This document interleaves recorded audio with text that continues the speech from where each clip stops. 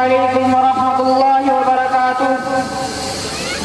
الحمد للہ رب العالمین والصلاة والسلام علی سید الانبیاء والمرسلین محمد وآلہ واصحابہ رضوان اللہ تعالی علیہم اجمعین۔ فاعوذ باللہ من الشیطان الرجیم، بسم اللہ الرحمن الرحیم۔ انا نحن نزلنا الذکر وانا له لحافظون۔ وقال رسول اللہ صلی اللہ علیہ وسلم خیرکم من تعلم القرآن وعلمہ او کما قال علیہ السلام۔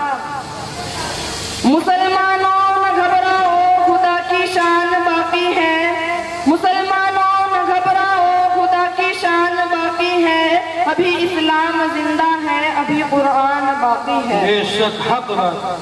برادران اسلام اور محترم سامعین کرام، میں اس پرنور اور متبرک محفل میں متبرک کتاب قرآن کریم کی عظمت و فضیلت پر روشنی ڈالنے کی جسارت کر رہا ہوں۔ میں اس در چشمہ رشد و ہدایت اور منبع حکمت و شریعت کا تذکرہ کرنے جا رہا ہوں، جس کی حفاظت کی ذمہ داری رب کائنات نے لی ہے۔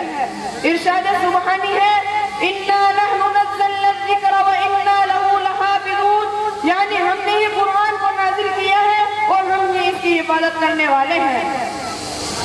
امید ہے کہ آپ حضرات بغور سماعت فرمائیں گے، اللہ تبارک و تعالی ہمیں احکام قرآنیہ کی معرفت عطا فرمائے۔ جب اہل مکہ نے قرآن کریم کو کلام اللہ کی کتاب سے نہیں نوازا اور معجزہ ہونے کا انکار کر دیا اور اس کتاب کا انکار کیا جس کے بارے میں ارشاد ربانی ہے لا ریب فیہ، اس میں کوئی شک نہیں، تو رب کائنات نے تمام فصحاء عرب و بلغاء عرب کو تحدی اور چیلنج کیا کہ تم ایک دو نہیں بلکہ بہت سارے بھی مل کر قرآن جیسی ایک چھوٹی سی آیت بھی نہیں لا سکتے۔ اگر تم اپنے قول میں صادق ہو تو اللہ کر دکھاؤ۔ قرآن کریم نے اس طرح نقشہ کھینچا ہے، وَإِن كُنتُمْ فِي رَيْبٍ مِّمَّا نَزَّلْنَا عَلَىٰ عَبْدِنَا فَأْتُوا بِسُورَةٍ مِّن مِّثْلِهِ، یعنی اگر تم لوگ اس میں شک کرتے ہو جو ہم نے اپنے بندے یعنی محمد پر نازل کیا تو تم اس کے جیسی ایک چھوٹی سی صورت ہی لا کر دکھا دو۔ بے شک حق بات۔ فصحاء عرب نے لاکھ کوششیں کی لیکن آخر میں اس کا اظہار کیا جب امرؤ القیس نے جو عرب کا بہت بڑا شاعر تھا، جب اس نے انا اعطیناک الکوثر کی صورت باب کعبہ پر دیکھی تو پکار اٹھا، خدا کی قسم یہ کلام کسی بشر کا کلام نہیں ہے، شیطان اسلام۔ آئیے میں آپ حضرات کو عظمت قرآن سناتا ہوں۔ جب کسی آدمی کے بارے میں یہ اندازہ لگانا چاہے کہ یہ عاصی ہے یا نیک بخت، یہ صادق ہے یا کاذب، تو اس کے متعلقین پر نظر ڈالے۔ اگر اس کے متعلقین صحیح ہیں تو وہ شخص بھی صحیح، اگر اس کے متعلقین بد ہیں تو وہ شخص بھی بد۔ ایسے ہی جب قرآن کریم کی فضیلت پر نظر ڈالے، اگر قرآن کریم کی رحمت پر نظر ڈالے، اگر قرآن کریم کی عظمت پر نظر ڈالے، اگر قرآن کریم کی عظمت پر نظر ڈالے، اگر قرآن کریم کی رحمت پر نظر ڈالے تو اس سے پہلے ہم قرآن کریم کے متعلقین پر نظر ڈالتے ہیں اور دیکھتے ہیں تو سب سے پہلا تعلق نظر آتا ہے رب کائنات جو منظر قرآن ہے، جو خالق و جمال ہے، جو مالک و رحمان ہے، صاحب ایمان پر بڑا مہربان ہے۔ یہی ہمارا ایمان ہے، جو اس کا منکر ہے وہ شیطان ہے۔ کلام الملوک کی ملوک الکلام، بادشاہ تو کلام کلاموں کا بادشاہ ہوتا ہے۔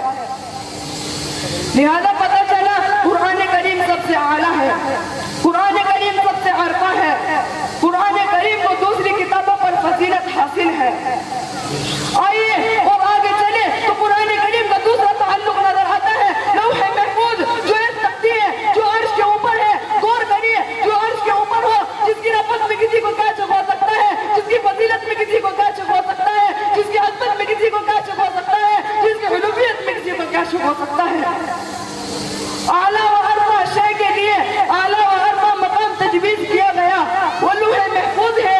آئیے اور متعلقین پر نظر ڈالتے ہیں تو قرآن کریم کا تیسرا تعلق نظر آتا ہے لیلۃ القدر، اس لیے کہ لوح محفوظ سے قرآن کریم کو آسمانی دنیا پر اسی رات میں لایا گیا۔ یہاں پر جبرائیل واسطہ ہے، یہاں پر میکائیل واسطہ ہے، یہاں پر اسرائیل واسطہ ہے، یہاں پر اسرافیل واسطہ ہے۔ ایسی رات کا انتخاب کیا گیا جس کے بارے میں خود قرآن کریم کہتا ہے لیلۃ القدر خیر من الف شہر، یہ رات 1000 مہینوں سے بہتر ہے۔ پڑھنے کے اعتبار سے بھی فضیلت حاصل ہے۔ یہ رات رمضان کے مہینے میں آتی ہے، مہینہ بھی مبارک اور رات بھی مبارک۔ عزیزان ملت، آج مسلمانوں کا حال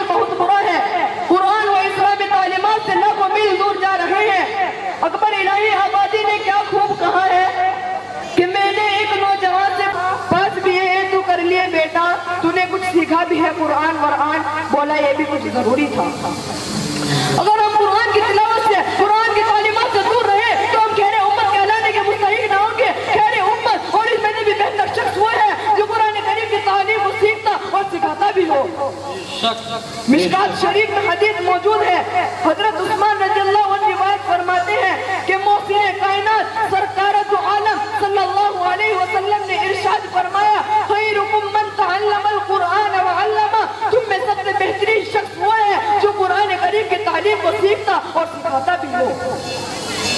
غور تو کریے حدیث میں کیا فرمایا گیا اور اپنی زندگی کو دیکھو، کیا ہم حدیث رسول صلی اللہ علیہ وسلم پر عمل کر رہے ہیں؟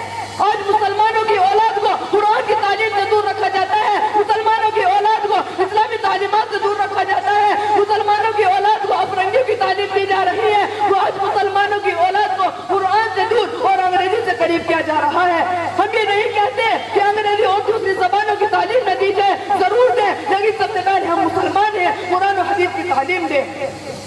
عزیزان گرامی، اگر ہم موجودہ حالات جو جہالت و گمراہی اور ذلت و زوال سے پورے ہیں اس کو تبدیل کرنا چاہتے ہیں اور سماجی و اخلاقی مسائل کو حل کرنا چاہتے ہیں تو قرآن کو رہبر بنائے، قرآن کا مطلوب بنائے، فرمان رسول کو دستور حیات بنائے، تعلیمات اسلامیہ پر عمل پیرا ہو، قوانین قرآنیہ کو اپنا ہادی بنائے۔ اب شعور میں گلفام بدلنا ہوگا، اب شعور میں گلفام بدلنا ہوگا، جس میں گردش نہ ہو وہ جام بدلنا ہوگا۔ اللہ تبارک و تعالی ہم کو آیات قرآنیہ اور تعلیمات اسلامیہ کو اپنا رہبر بنانے کی توفیق عطا فرمائے۔ آمین و ما علینا الا البلاغ۔